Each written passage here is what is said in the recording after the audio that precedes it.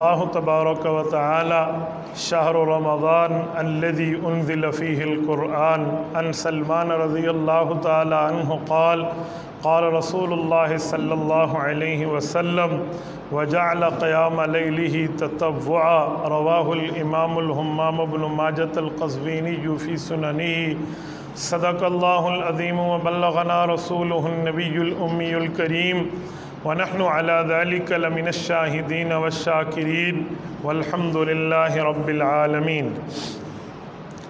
معزز دوستو، رمضان المبارک سن 1442 ہجری کا دوسرا جمعۃ المبارک ہے۔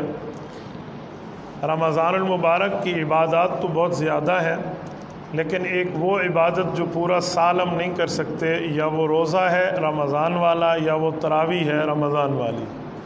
روزہ عام مسلمان اکثر طور پہ رکھ لیتے ہیں، لیکن میرا مشاہدہ ہے کہ اکثر روزے دار بھی تراویحوں سے جی چراتے ہیں۔ بعض لوگ سمجھتے ہیں کہ تراویح بس صرف نفل ہے، اللہ کے رسول صلی اللہ علیہ وسلم نے فرمایا تھا پڑھو نہ پڑھو، حالانکہ ایسی کوئی حدیث موجود نہیں ہے جس میں اللہ کے رسول نے فرمایا ہو پڑھو یا نہ پڑھو۔ کم از کم تراویح کی جماعت 20 رکعت ہے، جس پر امت کا اتفاق ہے۔ اس سے زیادہ ثابت ہے امام مالک سے 36 رکعت، لیکن اس سے کم کی بات نہیں ہے۔ تو تراویح بالکل نہیں چھوڑنی چاہیے۔ تراویح ترویحتن کی جمع ہے۔ ترویحہ کہتے ہیں 4 رکعت کے بعد آرام کرنا۔ تو ہم 4 رکعت کے بعد جو آرام کرتے ہیں اس میں کچھ لوگ تسبیح پڑھ لیتے ہیں، کچھ لوگ تلاوت کا لفظ پڑھ لیتے ہیں، کچھ وظیفہ پڑھ لیتے ہیں۔ تو یہ ترویحہ ہے۔ ہم 4 رکعت بعد آرام ہے۔ 2 رکعت کر کے عشاء کی نماز کے بعد پڑھی جاتی ہے، اور آخر میں وتر پڑھتے ہیں۔ حضرت رسول اللہ صلی اللہ علیہ وآلہ وسلم پر درود پاک اگر ان 4 رکعت کے بعد پڑھا جائے تو بہت بہتر ہے۔ حکیم الامت حضرت تھانوی رحمۃ اللہ علیہ فرماتے ہیں کہ 4 رکعت کے وقفے پر میں تسبیح تراویح بطور درود شریف پڑھتا ہوں۔ کہا 25 مرتبہ صلی اللہ علیہ وآلہ وسلم پڑھ لیتا ہوں، تو یہ پڑھ لیں۔ بعض لوگ تراویح کی دعا پڑھتے ہیں، تو تراویح کی دعا کا یہ نہ سمجھیں کہ یہ کوئی فرض واجب ہے، شریعت نے حکم کیا ہے یہی ہی پڑھنی ہے۔ آپ کوئی سی بھی دعا پڑھ لیں، ربنا آتنا فی الدنیا پڑھ لیں، ربنا ظلمنا پڑھ لیں، درود پاک پڑھ لیں، آپ کچھ پڑھ لیں، اس پر آپ کو کوئی مسئلہ نہیں ہے۔ کوئی ایک اسپیسیفک نہیں ہے کہ یہ دعا ہے آپ نے ہر صورت پڑھنی ہے۔ تو یہ 20 رکعت ہم یوں پڑھتے ہیں۔ میرے دوستوں، میں یہاں ایک جملہ کہتا ہوں۔ بعض لوگ اس غلطی میں مبتلا ہے کہ اللہ کے رسول کے زمانے میں تراویح 8 رکعت تھی اور حضرت عمر نے اپنے زمانے میں اس کو 20 کر دیا۔ ایسی کوئی بات نہیں ہے۔ اللہ کے رسول کے زمانے میں بھی 20 تھی، حضرت عمر نے بھی 20 ہی جاری رکھی۔ تو پھر حضرت عمر کا نام لیا کیوں جاتا ہے؟ اس کی ایک وجہ ہے۔ وجہ کیا ہے؟ حضور پاک علیہ السلام نے 3 دن تراویح کی جماعت کرائی، 3 راتیں۔ چوتھے دن حضور پاک علیہ السلام جماعت کرانے نہیں آئے، تو صحابہ کرام بہت پریشان ہوئے کہ آج اللہ کے رسول نہیں آئے۔ وہ اپنے نوافل پڑھتے رہے۔ اللہ کے رسول صبح آئے نماز کے وقت، تو فرمایا مجھے پتہ تھا تم آئے ہوئے ہو، لیکن یہ ابو داؤد شریف کی روایت ہے، لیکن میں نہیں آیا اس وجہ سے کہ مجھے اس بات کا خوف تھا کہ اگر میں نے اب بھی چوتھے دن جماعت کرا دی نا تو آسمان سے وحی اتر آئے گی اور تمہارے اوپر فرض ہو جائے گا۔ خشیت ان یکتب علیکم، صحیح بخاری میں ہے، مجھے اس بات کا خدشہ تھا کہ کہیں وحی آ جائے اور تمہارے اوپر فرض ہو جائے تو تم مشکل میں پڑ جاؤ گے، لہٰذا آپ گھروں میں پڑھو۔ حضور پاک علیہ السلام نے گھروں میں اجازت دی۔ حضرت ابوبکر صدیق رضی اللہ تعالیٰ کے دور تک یوں ہی چلتا رہا۔ حضرت عمر کا دور آیا تو حضرت عمر رضی اللہ تعالیٰ نے 2-3 کام اس میں شامل فرمائے۔ نمبر 1 فرمایا اب پورا مہینہ مسجد پڑھیں گے۔ نمبر 2 پورا قرآن پاک پڑھیں گے۔ نمبر 3 باجماعت پڑھیں گے۔ نمبر 4 پورا مہینہ پڑھیں گے۔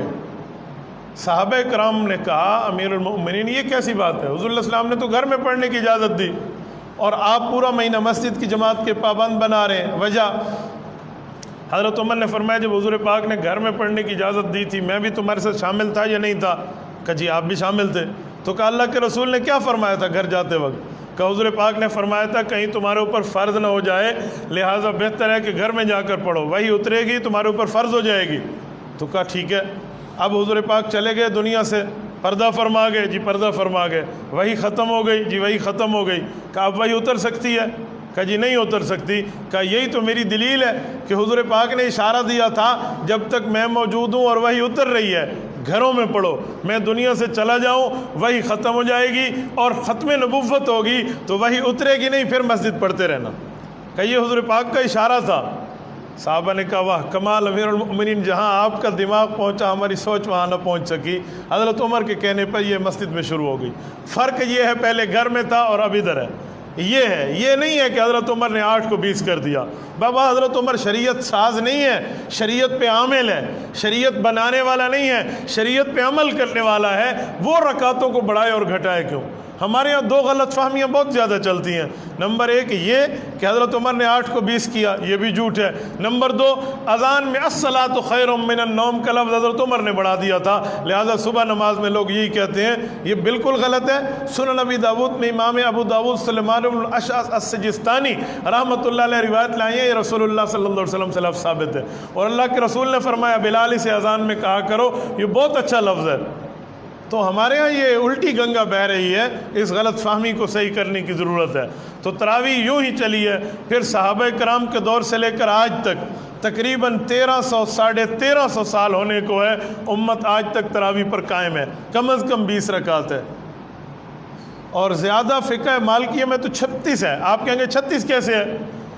امام مالک رحمۃ اللہ علیہ مدینہ منورہ میں رہتے تھے، اور مکہ مکرمہ میں رہنے والے جو مقتدی تھے وہ کہتے تھے ترویہ کا معنی ہے 4 رکعت بعد تھوڑا سا وقفہ کر لو، تو اس وقفے میں ہم ایک طواف کیوں نہ کر لیں؟ وہ ایک طواف کر لیتے، پھر اگلی 4 رکعت، پھر 4 رکعت پوری ہوتی، پھر ایک طواف کر لیتے، پھر اگلی 4 رکعت۔ تو امام مالک رحمۃ اللہ علیہ کو اس کا علم ہوا تو مدینہ کے لوگوں نے مشورہ کیا کہ ہمارے پاس کعبۃ اللہ تو نہیں ہے، ہم کیا کریں؟ لہٰذا ہمیں بھی تو کوئی عبادت بڑھانی چاہیے نا۔ تو انہوں نے ہر 4 رکعت کے بعد 2 رکعت نماز نفل مزید ویسے اللہ سے مانگنے کے لیے پڑھ لی، بطور ترویہ، راحت آرام کے لیے۔ تو یوں 36 بن گئی ہے، 16 رکعت اس کے نفل ہے سنت 20 رکعت۔ تو یہ تو اس کا مطلب کہ ہمارے بزرگ اور ہمارے اکابر اور دین والے شریعت میں رمضان کے اندر عبادت کو زیادہ کرنا چاہتے ہیں اور ہم عبادت کو گھٹانا چاہتے ہیں۔ آپ مجھے ایک عبادت دکھائیں جو رمضان میں اللہ نے گھٹا دی ہو، عام دنوں سے گھٹا دی ہو، آپ دکھا دیں، بلکہ عام دنوں سے بڑی ہوئی تو آپ دکھائیں گے۔ ہاں کھانا پینا اللہ نے گھٹا دیا، بھی آپ نے دن میں نہیں کھانا، کھانے پینے ہم نے بڑھا دیے ہیں اور عبادتیں ہم نے گھٹا دی ہیں، تو ہم اللہ رب العزت کی منشا پہ تو نہیں چل رہے۔ اچھا 20 رکعت تراویح جو ہے اس کا بہت بڑا اجر بھی ہے، اس میں 40 مرتبہ اللہ پاک کو بندے کا وہ قرب ملتا ہے جو عام دنوں میں نہیں ملتا۔ 40 مرتبہ سجدہ، قرآن کریم میں ہے نا سجدہ کرو اور میرے قریب ہو جاؤ، تو سجدے سے اللہ کا قرب ملتا ہے، اور 40 سجدے اس 20 رکعت میں ہمیں میسر آتے ہیں۔ حضرت ڈاکٹر عبدالحی عارفی اللہ اس کی قبر پہ کروڑوں اربوں رحمت نازل فرمایا بندہ ایک سجدہ کرتا ہے، جھکتا سجدے میں اس کی روح کو رب بلندی دیتا ہے، کہ یہ 40 مرتبہ پیکج تمہیں اس تراویح میں مل جاتا ہے۔ بڑے بندوں کی بڑی باتیں ہوتی ہیں۔ تو میرے دوستو یہ ہمیں بالکل مس نہیں کرنا چاہیے، اور ہم باقاعدہ پڑھیں یتقون علی اسیہم۔ امام مالک فرماتے ہیں صحابہ کرام میں کچھ بوڑھے حضرات آتے اور اگر کھڑے ہو جاتے تو کھڑے ہو کر نماز پڑھتے، ورنہ اپنی لاٹھی پر ٹیک لگا کر تراویح میں ٹھہر جاتے۔ ہاں جب بالکل بیماری ہو بندہ نہ ٹھہر سکے تو پھر بیٹھ کے پڑھنے کی بھی اجازت ہے، لیکن ہمیں اس پر دل سے کچھ سوچنا چاہیے۔ مجھ سے کئی دوست واٹس ایپ پہ پوچھتے ہیں اور میں سوال کا جواب بھی دیتا ہوں، اور مجھے جواب دیتے ہوئے دل سے شرمندگی محسوس ہوتی ہے۔ وہ سوال کیا ہے؟ حضرت میں نے روزہ رکھا، اگر تراویح نہ پڑھوں تو میرے روزے میں کوئی فرق آئے گا؟ چل لے۔ میں نے کہا یوں پوچھ لو، حضرت میں نے روزہ رکھا ہے، نماز نہ پڑھو تو کوئی فرق آئے گا؟ حضرت میں نے روزہ رکھا ہے، سحری نہ کروں تو کوئی فرق آئے گا؟ حضرت میں نے روزہ رکھا ہے، میں افطاری نہ کروں، صرف پانی کا گھونٹ پی لوں تو کوئی فرق آئے گا؟ سحری افطاری واسطے ڈھیڈا گلا کے ایسا بیٹھے ہیں، لیکن نماز کی تراویح کے لیے ہمیں مسئلہ پڑا ہوا ہے، اس پہ ہمیں کوئی چیز نظر نہیں آ رہی۔ کیسے؟ جب میں نے کہا بابا آپ کے روزے پہ فرق نہیں آئے گا، تراویح الگ عبادت ہے، روزہ الگ عبادت ہے، تراویح اور روزے کو ایک دوسرے کے ساتھ نتھی نہ کرو۔ تو تراویح، اچھا میں ایک جملہ آپ کے سامنے سمجھانے کے لیے کہتا ہوں، حدیث پاک ہے، توجہ کرنا ذرا، کان کی کھڑکیوں سے دل تک میرے اس جملے کو راستہ دینا۔ اللہ کے رسول نے فرمایا مسلمان کا نامہ اعمال قیامت میں کھولا جائے گا، اس کے فرض نمازوں کو چیک کیا جائے گا، اگر فرضوں میں کمی نکلی، اخلاص کی کمی نکلی، باقی معاملات کی، تو اللہ ان فرضوں کو کس سے پورے کریں گے؟ نفلوں سے پوری کریں گے۔ نوافل کے ذخیرے سے فرضوں کی کمی کو پورا کیا جائے گا۔ فرضوں کی کمی کا کیا مطلب؟ یعنی یہ نہیں ہے صبح نہیں پڑھی تھی تو وہ نفل سے پوری ہوگی، یہ نہیں، یعنی فرائض میں کوئی کمی کوتاہی، کوئی اخلاص، کوئی توجہ، کوئی للہیت ہٹ گئی، اس کمی کو پورا نوافل سے کیا جائے گا، ورنہ فرض چھوڑ دیے تو اس کا جواب دینا پڑے گا یا قضا پڑھنی پڑے گی۔ اچھا، نوافل سے پورا کیا جائے گا، وہ کون سے نفل ہیں جو ہوں نفل ثواب فرض کا ہو؟ یہ بھی ان دو باتوں پر غور کر لیں، تراویح کا جواب سمجھ آ جائے گا۔ ہم پورے دن میں کتنے فرض پڑھتے ہیں؟ 20۔ آپ حساب لگا لیں، میں آپ کو گنوائے دیتا ہوں۔ صبح کے کتنے فرض ہیں؟ آپ مجھے رپلائی کریں نا تاکہ آپ کو بات سمجھ آئے۔ آپ بولیے، صبح کے کتنے فرض ہیں؟ ظہر کے کتنے ہیں؟ 4 اور 2 6۔ عصر کے کتنے ہیں؟ 4۔ 6 اور 4 10۔ مغرب کے کتنے ہیں؟ 10 اور 3 13۔ عشاء کے کتنے ہیں؟ 13 اور 4 17۔ اور جو 3 وتر ہیں یہ عملاً فرض ہیں، حکماً واجب ہیں، تو یہ 17 اور 3 20۔ ہم ایک دن میں 20 رکعت فرائض کی پڑھ رہے ہیں، تو اب ایسے نوافل چاہیے جو ہوں نفل ثواب فرض والا ہو تاکہ ان کی کمی کو پورا کر دیا جائے۔ اور وہ کون سے ہیں؟ وہ 20 رکعت نماز تراویح ہے۔ اللہ کے رسول نے فرمایا، ابن حبان کی روایت ہے، حضرت سلمان فرماتے ہیں اللہ کے رسول نے ارشاد فرمایا، من تقرب فیہ بخصلۃ کان کمن ادی فریضۃ فیما سوا، کہ اس وقت نفل پڑھنے والا فرض کے برابر ثواب لے گا۔ تو تراویح حکماً نفل ہے، اس کے 20 رکعت کے نوافل 20 فرضوں کے برابر ثواب ہے، اور یہ ایک سال کے ایک مہینہ کے نوافل 1 سال کے برابر ہے۔ وجہ، اس کی وجہ یہ ہے، ایک نیکی کا بدلہ 10 گنا ہے، تو ایک رمضان کی نوافل آپ کو پورے 10 گنا سال کا ثواب عطا فرمائیں گے۔ جب پورے سال کے ثواب کے نوافل اس 20 رکعت مہینہ رمضان میں پورے ہوں گے، تو کل ہمارے فرائض جو دن میں 20 کی تعداد بنتی ہے، اس میں کوئی کمی بیشی ہو گئی تو تراویحوں سے ان کو پورا کیا جائے گا۔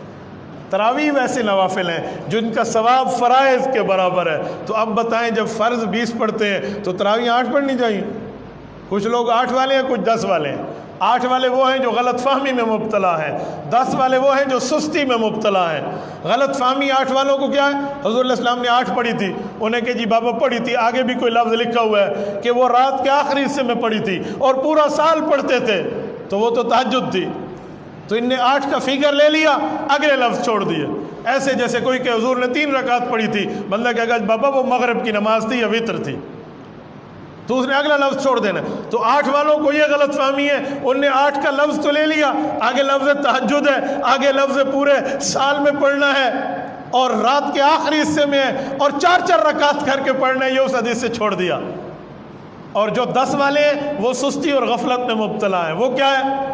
10 رکعتیں والے پڑھتے تو 20 رکعت ہیں، لیکن تلاوت 10 رکعت کی سنتے ہیں۔ امام پہلی رکعت میں تھوڑا قدر زیادہ تلاوت کرتا ہے، دوسری رکعت میں تو یہ امام سلام پھیرے گا نا، انہیں ٹیک لگا کر مسجد میں یوں بیٹھ جانا ہے، آج روزہ لگ گیا، سناؤ کیویں رہی ہے، اور کوئی حال حوال، کوئی نائی تازی، امام پڑھ رہا ہے۔ جب امام رکوع میں کہ اللہ اکبر کر کے شامل ہو گئے تو انہوں نے تو 10 رکعتیں پڑھی ہیں امام کے ساتھ، انہوں نے تو 10 رکعت کی تلاوتیں سنی ہیں۔ کوئی 8 والا ہے، کوئی 10 والا ہے، کوئی غلط فہمی میں ہے، کوئی سستی میں ہے، بابا یوں نہیں ہے، ہم نے 20 پڑھنی ہے۔ کھیری موت کون دی ہے بندے کو 20 رکعت پڑھ دے، اس پر ہمیں اچھا لوگ کہتے ہیں ہمیں سستی ہو جاتی ہے۔ میں نے کہا یہ شرعی مسئلہ نہیں ہے، یہ میڈیکل پرابلم ہے۔ سستی ہوگی جب بندہ میٹھے سے افطار کرے گا تو سستی ہوگی، جب آپ نے جام شیریں کا پورا جگ پی جانا ہے تو سستی تو یقیناً ہوگی۔ آپ کسی ڈاکٹر حکیم اور طبیب سے علاج کرا لیں، وہ آپ کو سستی کا جواب دے دے گا۔ اس سستی کا یہ مطلب تھوڑی ہے۔ اچھا سستی ہو جاتی ہے، عشاء میں سستی ہو گئی، پہلے ہم نے افطاری کر لی لہٰذا تراویاں گئی، عشاء گئے، صبح سحری کر لی، صبح بھی ہماری گئی، تو ول پڑھ نہیں ہے سکے شے پیچھوں اگر 3 کھڑکاؤں بہ کے، سستی ہو گئی ہم نے۔ بابا یہ سستی ہوگی، تکلیف ہوگی، دقت ہوگی، اجر اسی پر ہے۔ تو اللہ آپ کو رم صراط مستقیم بھی عطا فرمائے، رمضان میں روزہ بھی اور رات کی تراویح اور عبادت کی توفیق عطا فرمائے۔ اقول قولی ھذا واستغفر اللہ وآخر دعوانا ان الحمد للہ رب العالمین۔